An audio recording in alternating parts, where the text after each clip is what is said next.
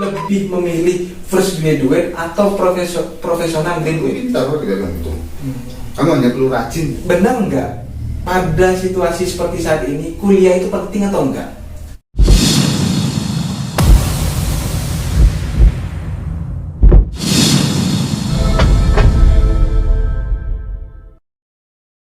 Hello everyone, welcome back to podcast Jagongan Jogoroso Pituturan. Kali ini kita akan membahas tentang pendidikan kita di masa pandemi yang katanya akan menuju masa endemi. Kali ini saya tidak sendirian, saya ditemani oleh tokoh pendidikan Kota Malang. Beliau juga salah satu dosen dan sekarang menjadi kabiro di salah satu kampus di Kota Malang, yaitu Universitas Tri Buana Tunggadewi Malang. Beliau juga terkenal dengan dosen yang humble, friendly, dan banyak mahasiswa mengatakan senang bertemu dengan beliau, yaitu Dr. Suhdi Maksum STMT. Tapi jangan lupa subscribe, like, comment, and share channel ini. So, ini dia Pak Suhdi. Ya. Gimana kabarnya, Pak? Alhamdulillah baik. Gimana perjalanannya, Pak, dari kampus ke sini? Ya lancar selama ada Google Map ya. Ya lancar semuanya. Enggak ada kesal, Pak. Nah,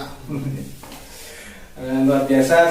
Sekarang saya menghadirkan salah satu tamu narasumber yang cukup luar biasa. Kita selain berbicara tentang pendidikan, kita akan membahas tentang lebih dalam siapa sih Pak Suhdi. ya. Pak, boleh tahu Pak, Bapak itu lahir asli dan dari mana Pak sebenarnya? Ya, saya lahir tahun 76 ya. 76 di Malang. Di Malang. Jadi mulai lahir sampai sekarang ya di Malang. Oh, Malang berarti ya. Malang asli. Ya. Lahir di Jalan Kaliurang. Ya, di alamatnya sampai sekarang juga di situ. Ya termasuk kampung tua. Kampung tua ya. Kampung tua. Sampai sekarang. Masuk Kabupaten Malang atau Kota Malang itu, Pak? Kota Malang. Kota Malang ya. Sekarang Bapak jadi kabiro kemahasiswaan. Sejak kapan itu, Pak? Sekitar ya belum lama ya. Dari 2021. Saya dapatkan SK untuk mengelola biro kemahasiswaan. Sebelumnya saya pengelola KKN di LPPM ya, di Unitri. Di Unitri juga. Sebelum ke sana dan kita membahas tentang kesibukan Bapak ini, Ya. Pak boleh bisa menceritakan perjalanan Bapak selama menempuh masa-masa pendidikan di perguruan tinggi itu, gimana Pak perjalanannya? Ya, mulai dari S1 apa? Iya, SMK juga ya Pak. Oh, gitu ya? Menjadi inspirasi bagi teman-teman Ya. gitu ya. Ya, kalau dari SMK dulu saya tuh ya termasuk SMK ya. Saya dari sekolah menengah farmasi. Farmasi ya? Farmasi Putra Indonesia di Jalan Barito gitu ya. Di situ ya sekolah SMK pada umumnya memperkuat di praktek, kemudian peracikan obat dan sebagainya. Setelah itu saya mencoba melanjutkan studi. Waktu itu yang paling relevan dari SMK adalah di sekolah farmasi tentunya. Iya. Tapi ya problemnya sama, biayanya sangat besar. Ya. Akhirnya saya masuk ke yang agak-agak mirip. Waktu itu pikiran saya itu agak-agak mirip karena bicara tentang obat, mungkin bicara tentang kimia. Iya. Ternyata saya memilih teknik kimia dan itu berbeda sekali ternyata. Berbeda sekali, tapi ya tidak apa-apa, kita lewati. Kemudian selesai menyelesaikan S1, mulai mencari pekerjaan seperti biasa. Berarti selama S1 Bapak bisa dikatakan tepat waktu gitu? Tepat waktu enggak juga. Enggak juga. Ya 4 tahun, 4,5 tahun. 4,5 tahun saya selesaikan S1. Tapi sebelum dilanjut Pak, kan bagi Bapak ini yang masuk di teknik, jadi enggak sebenarnya maksudnya Bapak gitu. Ya. Kan ada hal-hal horor, hal-hal mistis yang sering teman-teman jumpai, bahwa di teknik itu cuma satu orang dari sekian ribu orang yang bisa lulus tepat waktu. Itu benar nggak Pak? Ya sebenarnya tidak juga ya. Sebenarnya itu saya ingat pesan dari guru saya waktu SMA dulu. Iya. Waktu itu sekolah farmasi juga begitu. Sekolah farmasi dianggap sekolah yang sulit, Paling sulit. Ya. paling sulit karena di situ hafalannya harus kuat, hafalan dan sebagainya. Cuma waktu saya tanyakan kepada guru saya juga, bagaimana caranya melewati ini semua? Dia hanya bilang gini, Perlu rajin ya, Pak. hanya perlu rajin juga. Jadi kerjakan semuanya sesuai schedule, kemudian pastikan itu selesai, ya pasti kamu akan bisa melewatinya. Nah itu yang saya pakai sampai sekarang. Sampai sekarang. Terus lanjut S2 ke S1 lulus nih, apa langsung S2 atau masih kerja? Masih kerja. Nah, di mana aja Pak kalau boleh tahu pengalaman itu Pak? Lulus dari farmasi saya juga kerja dulu. Lulus farmasi saya kerja di apotek. Apotek. Ya apotek. Karena waktu itu mainstreamnya lulusan SMA biasa kan. Nah, Kerjanya tuh sebagian besar bisa di apotek. Dari farmasi ke apotek ya saya coba juga di apotek. Ya sekitar 1 tahunan. Baru saya menempuh S1. Begitu juga dari S1. Dari S1 nunggu masa kerja. Waktu itu ada ya biasa ya cari sambilan. Dari sambilan di kampus. Di situ waktu itu ada ya jaga ujian waktu itu ya. Ada peluang untuk jaga ujian ya, daripada diam ya saya ambil itu. Saya ambil jaga ujian sambil buat lamaran. Jadi honor dari jaga ujian saya pakai untuk bikin lamaran. itu tahun berapa Pak? Tahun berapa ya? 2000-an, 2001 kalau nggak salah. Sekitar 2001 Itu kalau tahun 2001 itu gajinya berapa Pak? 2001 agak lupa saya waktu, karena itu disambu ya, posisinya disambu. Posisinya disambu, UMR-nya berbeda. Tapi waktu itu mereka memperkuat bukan di gaji pokoknya, tapi tunjangannya itu besar. Tapi pastinya saya lupa ya berapa ya. Yang jelas yang waktu lulus dari SMK itu yang kecil. Iya. Cukup untuk transport saja. Tidak untuk makan. Tapi karena masih di Malang, ya berarti ya untuk transport cukup. Setelah itu saya kuliah. Baru di Sambu itulah di Sumatera gitu ya, berangkat ke sana itu baru cukup untuk menghidupi diri sendiri. Diri sendiri atau juga keluarga? Belum keluarga. Saya masih hidup sendiri. Saya menabung, kemudian memang saya persiapkan untuk pulang. Saya akan pulang gitu saja. Lanjut setelah itu Pak S2-nya? Kemudian setelah dari Sambu, saya kembali ke Jawa. Ya mulai melamar di pabrik-pabrik di Jawa. Ya untungnya waktu di Sambu itu saya mempelajari banyak hal, terutama tentang ISO. Waktu itu ISO lagi gencar-gencarnya, dan kebetulan perusahaan itu orientasinya ekspor. Dari situlah saya belajar ISO. Kita tidak tahu saat itu. Bahkan waktu itu kita yang belajar ISO itu sama teman-teman lain yang diproduksi, itu agak dipandang sebelah mata. Kita sudah diproduksi, melihat mesin, melihat ini, kamu hanya duduk membaca. Itu pekerjaan apa? Ya gitu, stereotip mereka. Tapi begitu saya pulang ke Jawa, ternyata itu nilainya lebih besar. Jadi pengetahuan saya tentang ISO itu sangat memudahkan saya diterima di perusahaan-perusahaan di Jawa. Berarti setelah dari Riau itu Bapak kerja di Jawa gitu. Setelah itu baru lanjut S2. Setelah kerja di pabrik ya seperti biasa, lulusan mahasiswa lulusan S1 ya masuk dari satu pabrik ke pabrik yang lain karena ya bosan berkelana lah istilahnya. Di sini sudah tahu ya nggak asik lagi, keluar sampai berkali-kali. Setelah itu baru saya masuk ke lingkungan universitas. Ya, ada tawaran sehingga saya mulai masuk dunia universitas. Sebelumnya pun saya sempat karena ya tidak terlalu betah dengan industri, saya akan buka usaha sendiri. Tekadnya gitu aja. Terus gimana jadinya Pak? Ya saya buka. Ya, ternyata ditawari coba masuk lingkungan kampus. Oke lah, saya coba masuk dan ternyata cukup mengasihkan. Ya pasti yang satu pasti ya tidak berjalan baik. kewirausahanya nggak terlalu berjalan baik. Gitu ya. Ya, jadi fokus di satu titik saja. Nah, itu perjalanan Bapak di dunia perguruan tinggi. Setelah itu berkecimpung dan masuk jadi dosen itu sejak kapan, Pak? Saya masuk jadi dosen sekitar tahun 2006-2008 lah, seputaran itu ya. 2006-2008 itu masuk Unitri, ya, diterima di Unitri, dan waktu itu ditempatkan di kemahasiswaan juga. Dulu masih gabung antara akademik dan kemahasiswaan. Saya membawai bagian minat dan bakat. Itu periode 2006-2008. Setelah 2008 ke seterusnya, Bapak?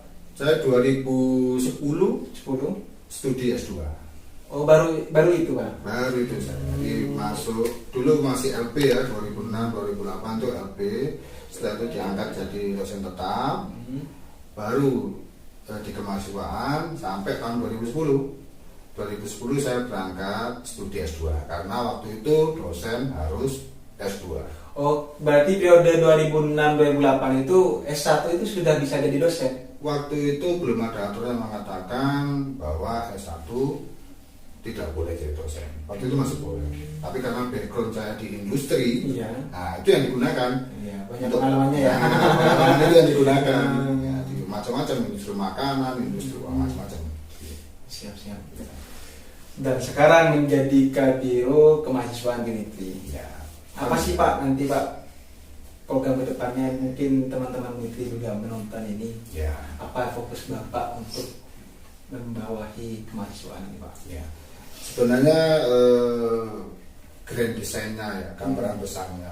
Saya tuh ingin mereka itu memahami bahwa saat ini dengan adanya program Merdeka Belajar Kampus Merdeka, kalian mahasiswa yang mungkin tidak terlalu berminat di bidang akademik itu akan dapat diwadahi sepenuhnya dalam program Merdeka Belajar Kampus Merdeka. Bukan berarti dalam bidang akademik itu keilmuannya kurang, tidak. Ada karakter-karakter yang dia memahami atau mempelajari sesuatu itu dengan melakukannya. Tidak dengan duduk dia membaca, tidak. Nah, MBKM itu begitu. Jadi misal contohnya kampus mengajar. Kampus mengajar mereka benar-benar diterjunkan di lapangan selama 6 bulan atau 18 sampai 20 minggu untuk mengetahui problem di lapangan. Kenapa kok begitu? Kalian itu akan menghadapi era disrupsi. Era ketidakpastian. Ya. Apa yang dibutuhkan dalam era ketidakpastian? Kepekaan memahami perubahan, mengetahui bagaimana sesuatu itu akan berubah dan mengarah kemana. Itu step pertama. Step kedua apa? Bagaimana mensiasati perubahan itu sehingga kalian bisa bertahan. Nah itu belajarnya di mana? Di lapangan. Betul Pak. Jadi setiap ada program-program Merdeka Belajar yang ditawarkan seperti magang di industri, kemudian kampus mengajar, kemudian KKN tematik, itu seharusnya mahasiswa itu langsung menyerbu karena mereka harus tahu ke depan itu perubahannya sangat betul sekali Pak. Jadi ini termasuk peluang sangat besar sekali bagi mahasiswa yang mungkin passionnya bukan di akademik Pak. Iya. Dalam artian bukan dia tidak mau belajar, tidak. Iya. Model belajar dia itu tidak dengan duduk dia membaca, tapi melihat situasi di lapangan dan dia menyerap dan menyelesaikan problem itu. Nah sebenarnya peluang yang sangat luar biasa ditawarkan oleh Pak Nadiem, yang kemudian menjadi program teknis di kemahasiswaan. Betul. Kita harus ikut mendorong ke situ. Ya, betul. Karena apa? Di situ kita punya problem budaya yang mulai luntur. Kita menghadapi disintegrasi bangsa. Kita menghadapi macam-macam isu yang akan memecah belah bangsa. Nah itu diperlukan orang-orang yang muda yang tahu itu. Yeah. Siap, luar biasa ternyata. By the way begini Pak, di Unitri itu kan kalau saya baca datanya Pak, Ya. sekarang mahasiswa aktifnya itu 9.000 mahasiswa, termasuk saya yang indutan. Ya, 9.000 mahasiswa dan itu multikultural. Ya. Bisa dikatakan miniatur Indonesia. Kalau kita ke Unitri kita akan bertemu dari Sabang sampai Merauke mahasiswa yang ada di sana. Mulai dari suku Jawa, Madura, Kalimantan, Papua, semuanya ada. Bagaimana kemudian Bapak itu bisa, semua mahasiswa itu bisa bersatu padu dan juga melestarikan budaya di Unitri itu seakan-akan kental dengan kebinekaannya. Bagaimana Pak? Ya sebenarnya kebinekaan itulah kekuatan dari Unitri itu sendiri. Kekuatan di Unitri itu. Kekuatan Unitri itu adalah di kebinekaan itu. Maka itu yang harus kita eksplorasi, kita kenalkan. Dengan cara apa? Dengan cara yang memiliki bobot, dengan cara berbobot. Contohnya, kita punya program pertukaran pelajar. Betul. Pertukaran pelajar. Pertukaran pelajar itu bagaimana? Kita mengundang kampus lain untuk datang ke sini. Mereka dari mana? Dari Sulawesi, dari Irian, dari macam-macam. Mereka datang ke sini seyogyanya. Mahasiswa juga paham. Mereka dari daerah saya. Nah, itu mereka juga harus menjual. Ini loh kampus kami. Kamu datang ke sini, kami sudah ada di sini sebenarnya. Nah, itu yang begitu juga mereka mahasiswa dari kampus Unitri, mereka bisa balik lagi mungkin ke daerahnya, bukan untuk mengenalkan daerah saya sendiri, tapi bagaimana kami beradaptasi. Betul. Nah, itu yang harus dikenalkan. Dan kekuatan kita di situ. Jadi bagaimana perubahan kami dari daerah datang ke tempat lain dan kami bertahan, kemudian kami tularkan ke kalian. Nah, itu seharusnya mahasiswa itu bisa berlaku seperti itu. Dan itu ada di MBKM, program pertukaran mahasiswa, pertukaran termasuk di kampus mengajar misalnya sebagai contoh. Dia orang Sulawesi misalnya, mahasiswa Sulawesi datang ke Unitri, kemudian dia kampus mengajar, dia dibawa ke Pacitan misalnya. Kenalkan budayamu, di mana kamu kampusmu ke mereka, siswa tersebut, sehingga siswa-siswa SD SMP itu tahu di luar sana itu ada orang seperti ini, ada suku seperti ini, orangnya seperti ini. Nah, itu misi-misi yang harus dilakukan sebenarnya sebagai seorang mahasiswa. Itu ya, berarti kekuatan di Unitri itu sebenarnya ada Sangat dari mahasiswa yang beraneka ragam seperti itu. Dan begini Pak, saya sedikit mungkin menjadi tanggapan Bapak. Sebelum di pandemi Pak, dan bahkan di pandemi ini sering terjadi gejolak mahasiswa sebenarnya Pak. Gejolak mahasiswa yang antar suku, bahkan itu saling bertentangan gitu Pak. Itu bagaimana kemudian kemahasiswaan itu memahami, memberikan pemahaman bahwa sebenarnya kita itu, kekuatan kita ini tidak boleh diurak-arik gitu Pak. Gimana Pak? Sebenarnya kalau kita tengok sejarah, Ya, kita lihat dari sejarah Indonesia sendiri, bagaimana negeri ini terbentuk. Negeri ini terbentuk dari berbagai macam suku, mempunyai karakter-karakter yang berbeda-beda, memiliki misi yang berbeda-beda, kemudian masing-masing memiliki peran yang berbeda-beda namun sama-sama penting. Bagaimana mereka bersatu? Pada saat mereka mengatakan Indonesia. Begitu juga di Unitri. Tentu kita berbagai macam dari suku dan punya kepentingan, tapi pada saat kita bicara Unitri, bicaralah Unitri seutuhnya. Ya, jadi seperti kita bicara Indonesia waktu kita dibawa ke luar negeri, maka yang dibawa adalah Indonesia. Begitu juga Unitri. Mahasiswa suyaknya dari berbagai macam suku itu, bicaralah tentang Unitri, kenalkan itu keluar. Karena tidak ada gunanya kita bertempur di dalam. Betul. Karena musuhnya itu di luar. Iya. Ya betul. Apa yang kita perjuangkan? Apa suku kita? Tidak. Para pendiri juga tidak pernah mengatakan pada saat di luar negeri suku saya, tidak. Mereka mengatakan Indonesia seperti ini. Seharusnya maksudnya juga begitu. Walaupun berbagai macam suku, pada saat dia keluar kenalkan Unitri.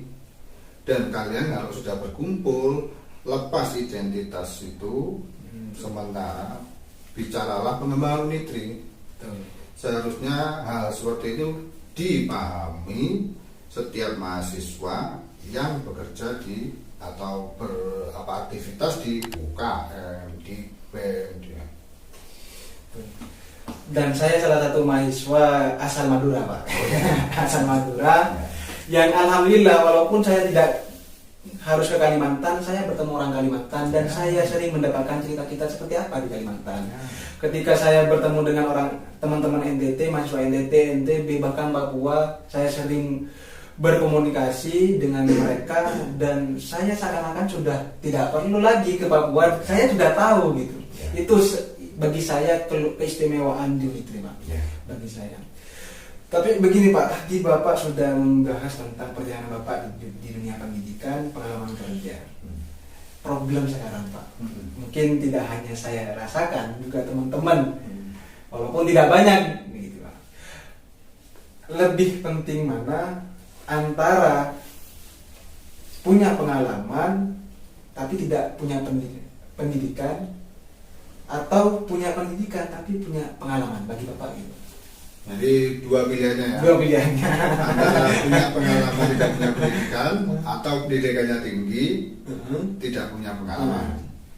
Kalau saya bilang, menurut pengalaman saya, kalau seseorang itu memiliki pengalaman kerja di lapangan tapi tidak punya pendidikan, itu mereka akan mentok. Ada satu titik, mungkin dia berkembang, dia akan berkembang. Tapi ada satu titik yang dia tidak bisa pecahkan kecuali dia harus studi. Ya. Pada saat itu dia harus menyadari, memang saya mentok dan saya harus studi. Atau yang kedua, dia mendapatkan pendidikan yang matang, tapi pada saat dia terjun, ya dia harus sadar, dia harus berubah, dia harus lihat di lapangan, dia harus belajar juga, walaupun itu sama tukang sapu. Jadi tidak ada masalah, kamu start dari mana? Kalian mau start dari mana? Mau cari pengalaman dulu, setelah itu mentok sekolah, atau kalian cari ilmu dulu, turun di lapangan, baru belajar lagi materi di lapangan. Tidak ada masalah kalian mau start dari mana. Jadi pilihannya sama saja. Sama semua. Sama. Ini juga Pak, persoalan link and match, link pekerjaan dan juga bagaimana kita bertarung di dunia pekerjaan. Sebenarnya industri sekarang itu Pak lebih memilih fresh graduate atau profesional graduate. Ya kalau bicara tentang industri ya, sebenarnya tentu lebih utama profesional graduate. Kenapa? Banyak ya perusahaan-perusahaan yang menerima karyawan-karyawan dengan menanyakan, kamu punya pengalaman apa? Tapi ya itu tadi, pada perusahaan level tertentu, level tinggi, tidak cukup pengalaman itu. Iya, dia harus cukup punya edukasi. Karena dari situlah, karena teknologi dikembangkan melalui edukasi. Dalam artian penting juga menjadi fresh graduate yang menuju professional graduate. Betul. Pikirannya harus ke sana. Harus ke sana ya Pak. Harus ke sana. Karena pendidikan itu tanpa kita sadari penting untuk kemudian menjadi landasan kita berpijak, landasan kita berlangkah. Betul. Itu pondasi. Tanpa pondasi goyah. Pondasi tidak kuat goyah. Kalau kamu tidak mempelajari, mempelajari sesuatu dengan benar, dikasihkan argumen sedikit saja goyah. Itu juga kalau kalian di pendidikan, kalian studi, kalian tidak cukup memahami apa yang kalian pelajari, nanti ujian pertamanya diwawancara. Pada saat kalian tidak pede, sudah goyah. Tapi kalau kalian mantap pengetahuannya, langsung kalian sampaikan dengan tegas. Nah itu mereka lebih suka seperti itu. Nah, pengalaman saya begitu. Pengalaman saya begitu. Begini Pak sekarang Pak, kemarin saya juga sebenarnya di The Tribune itu membuka pertanyaan. Siapapun yang mau bertanya, nanti saya tampung gitu. Sebenarnya. Ya. Saya masih ingat pertanyaan yang sangat global kemarin itu Pak tentang ini. Benar nggak pada situasi seperti saat ini kuliah itu penting atau enggak? Alasan mereka begini, argumentasi mereka. Karena banyak saya nonton di YouTube itu kayak Raffiah, kayak Pasha Ungu katanya. Itu yang menjadi role model mereka. Itu gak kuliah katanya Pak. Ya. Betul nggak? Gimana tanggapan Bapak? Kalau saya begini, kita sering melihat seperti itu ya. Kita mencari role model orang-orang yang sukses. Tapi kita lemah dalam melihat bagaimana mereka memperjuangkan itu. Itu yang harus kita lihat. Bagaimana dia mendapatkan posisi seperti itu. Kebanyakan dari kita itu melihat bola salju yang sudah besar. Apa kita melihat berapa jumlah bola salju yang mengecil dan menghilang? Banyak. Boleh saja sih kita melihat orang-orang yang sukses itu sebagai motivasi, tapi tetap kita harus melewati step dari kecil agak besar dan itu tantangannya berbeda dan hembusannya semakin kuat. Ya kalian harus mau menghadapi itu juga. Terlepas dari orang-orang tiba-tiba besar, ya berapa jumlahnya? Dan kita nggak mungkin seperti itu. Umumnya semua berjalan dari kecil. Jadi kalau kita melihat seorang yang sangat luar biasa, coba di-track bagaimana dia mencapai itu. Ya kalian harus melewati itu. Ya. Jadi pelajarannya kita perlu menelusuri di balik kesuksesan ya orang-orang yang menjadi role model kalian di sana. Itu lihat perjalanannya bagaimana, jangan moro-moro kemudian mendengarkan hal-hal yang sudah sukses begitu. Iya, betul. Begitu juga dalam pendidikan. Apakah penting kuliah karena ada orang sukses tanpa kuliah? Coba dilihat berapa orang sukses dengan kuliah. Wah, banyak. Jadi harus bisa ya mengkomparasi seperti itu.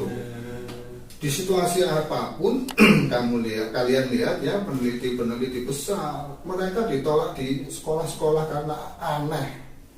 Apakah mereka berhenti? Tidak. Kondisi sekarang juga begitu. Apakah setelah COVID kalian berhenti? Apakah karena COVID kalian berhenti belajar? Ya silakan ditunggu nanti bagaimana gitu. Ya, jadi seperti itu. Jadi yang penting kalau saya itu selalu memandang semuanya itu dari hukum-hukum. Kalau kita bicara hukum fisika, ya siapa ini? Ya. Bergerak, Bergerak. Jangan berhenti. Karena gerak itulah yang menimbulkan magnet, menimbulkan gravitasi. Kalau kita tidak bergerak, tidak ada gaya tarik. Jangan diam. Nah, artinya bergerak kita itu jangan sampai dari A itu sampai ke belakang, tapi dari sumbu A ke sumbu B. Itu gimana? Maju terus. Ya. Pada saat sekarang posisi kalian pelajar, maka belajarlah apapun yang terjadi. Pada saat posisi kalian saat ini bekerja, ya bekerjalah. Jangan berhenti karena situasi. Lakukan itu, ikuti perubahan. Oh, seperti tadi saya bilang, era disrupsi. Oh, sekarang perubahannya begini. Kalau saya butuh belajar, saya harus belajar yang bagaimana sehingga target saya tetap tercapai. Nah, dia harus selalu peka mengikuti perubahan. Kalau perubahannya seperti ini, padahal target saya segini, bukan kita mengatakan kondisi ini salah, tidak. Bagaimana saya mensiasati kondisi ini supaya saya tetap mencapai ke situ. Itu yang harus dimiliki generasi sekarang. Harus seperti itu. Lagi Pak, Ya. banyak kemudian mahasiswa yang injury time, tidak hanya saya Pak. Ya. Tidak hanya saya. Mereka itu lebih memilih kemudian kuliah sambil kerja atau di semester 7 sampai 8 di masa-masa renggang itu memilih bekerja sambil menuntaskan tugas akhirnya. Itu bisa mengalihkan fokus kita atau menjadi distraksi kita untuk menyelesaikan tugas akhir. Ya. Kalau pengalaman saya pribadi ya, karena ini kalau kita ukur secara global, parameternya terlalu banyak. Kalau kita katakan bahwa bisa saja, ada yang tidak bisa. Jadi saya cerita saja pengalaman saya. Iya, siapa? Saya selalu mengatakan penting kita tahu kapan kita harus berubah. Artinya apa? Pada saat itu kita tahu mana skala prioritas. Saya bekerja dulu waktu kuliah S1. Kerja apa? Ya di pasar minggu. Setiap hari Minggu gelar produk. Produk apa? Semacam hiasan dinding. Tetap saya tetap melakukan itu. Tiap minggu di situ, kalau hari biasa saya jalan-jalan ke toko-toko menawarkan itu, tidak apa-apa. Tapi pada saat skripsi harus selesai, maka saya benar-benar off 4 bulan untuk menyelesaikan itu. Bagaimana saya mempelajari memperkirakan bahwa saya masih tetap punya uang untuk hidup pada saat saya off 4 bulan, yang selama saya kerja itu saya sisihkan. Pengalaman itu saya dapatkan saya waktu SMP. Sebenarnya pengalaman sederhana saja. Jangan saja waktu itu pada suatu saat ya, saya itu liburan sekolah itu, saya diam di rumah, saya berpikir, kok saya nggak punya uang ya? Terus saya ngapain liburan ini? Nah, saya itu berpikir, oh ternyata kalau saya ingin bisa bergerak juga pada saat liburan, maka sebelum liburan saya harus mempersiapkan. Itulah yang saya lakukan sampai sekarang. Kalau saya ingin melakukannya tahun depan, maka saya mempersiapkan saat ini. Jadi apa yang akan saya capai jalankan tahun depan, saya lakukan saat ini, saya persiapkan. Jadi saya selalu mempersiapkan itu 1 atau 2 tahun sebelum saya melaksanakan program. Ya mungkin itu bisa ditiru ya. Siap. Jadi kalau saya ingin mentarget sana tapi saya problem kalau saya nggak kerja, maka ya saat ini mungkin saya harus mengumpulkan supaya 6 bulan ke depan saya tidak ada masalah itu, saya nggak fokus menyelesaikan studi. Nah mungkin itu. Luar biasa, ternyata sangat memotivasi sekali. Jadi bagi kalian yang mahasiswa yang sudah injury time, ada extra time masih ada. Tapi jangan menghentikan itu, selesaikan dulu kuliahnya. Kemudian biar apa yang menjadi fokus sekarang, mungkin sudah dipercaya di suatu perusahaan, biar tenang, tidak memikirkan ke belakang lagi. Betul. Ya, karena dulu ada pepatah ya. Iya, gimana? Walaupun yang kita bawa itu ringan, tapi kalau kita membawanya dalam waktu yang lama, tetap itu menghabiskan energi. Betul, Pak. Saya ingat di Madura itu waktu bawa air 5 liter. Ringan, tapi kalau 1 kilo itu betul, kalau kita pegang lama ya capek juga. Jadi kita harus hilangkan ini. Problem ini apa misalnya? Oke, studi saya nggak selesai, maka saya harus selesaikan segera sehingga beban itu hilang. Karena menurut pengalaman itu ada kondisi psikis di mana kita tidak tahu sebenarnya problemnya di mana. Padahal apa? Ada satu hal yang tidak diselesaikan, tapi mengendap sampai kita tidak tahu, bingung sendiri apa ya sebenarnya. Mau mulai di mana? Selesaikan studi. Pasti ringan ya. Digewer halus-halus ini. Digewer halus-halus. Iya. Luar biasa, Pak. Ya. Pertemuan bersama Bapak. Mungkin ada yang disampaikan untuk mahasiswa-mahasiswa yang mau kuliah atau mahasiswa yang sudah expired dan mahasiswa yang sedang menempuh untuk tugas akhirnya, Pak. Ya. Ya, kalau saya itu berpesan begini ya, secara umum ya, kalau mahasiswa sebaiknya untuk misalnya dalam menyelesaikan studi ya, kalian harus mempersiapkan diri untuk era disrupsi, era di mana perubahan itu sangat cepat dan kalian harus mempunyai kepekaan bahwa perubahan itu terjadi dan bagaimana mengatasi perubahan itu sehingga kalian bisa bertahan. Itu sangat penting karena kalau tidak seperti itu kalian akan selalu ketinggalan. Bagaimana caranya? Tanya seperti itu. Bagaimana supaya bisa begitu itu? Terbuka wawasan, literasi, numerasi. Kalau ada pertanyaan, sekarang ada program MBKM misalnya. Dari situ kita bisa tahu apakah mahasiswa ini memiliki kepekaan atau tidak dari jawaban yang mereka sampaikan. Kalau mahasiswa itu mengatakan, loh ada tak? Berarti dia kurang wawasan. Kurang ingin rasa ingin tahu. Ya, harusnya mereka mengatakan di mana saya bisa tahu itu. Itu menandakan dia mentalitinya di mana. Kalau ada seorang yang disampaikan ini ada info ini, di mana saya bisa dapat itu? Berarti mentalitas dia itu sudah mencari. Nah, itu yang kita butuhkan. Seorang mahasiswa harus mempunyai jiwa seperti itu, karena disitulah letak dia mampu melihat perubahan dan mengatasinya sekaligus. Itu pesan saya ya mahasiswa ya. Luar biasa sekali. Mungkin itu yang bisa kita berikan dari mulai perjalanan Pak Zuhdi, mulai dari masa-masa kuliah yang cukup menginspirasi, dan juga bagaimana perjalanannya hingga sekarang. Seorang doktor, kabiro kemahasiswaan di Unitri, salah satu kampus dari puluhan kampus yang ada di Kota Malang, mungkin peringkat 7, Pak. Ya, alhamdulillah. Alhamdulillah ya, Pak. Alhamdulillah. Kan salah satunya untuk yang bisa mempertahankan itu dan juga bisa menaikkan level itu, salah satunya peran dari kemahasiswaan. Peran dari semua bagian kalau saya bilang. Nah, salah satunya juga kemahasiswaan. Ya, Oke, cukup luar biasa pertemuan kita kali ini. Terima kasih banyak, Pak. terima kasih Pak. Sama-sama. Semoga kita bisa bertemu di podcast selanjutnya, bisa ngopi-ngopi selanjutnya, dan juga saya mohon bimbingannya biar bisa melewati masa-masa injury time seperti ini. Ya. Oke, itu yang bisa kita sampaikan. Kurang lebihnya mohon maaf. Sampai berjumpa di podcast selanjutnya. Bye bye.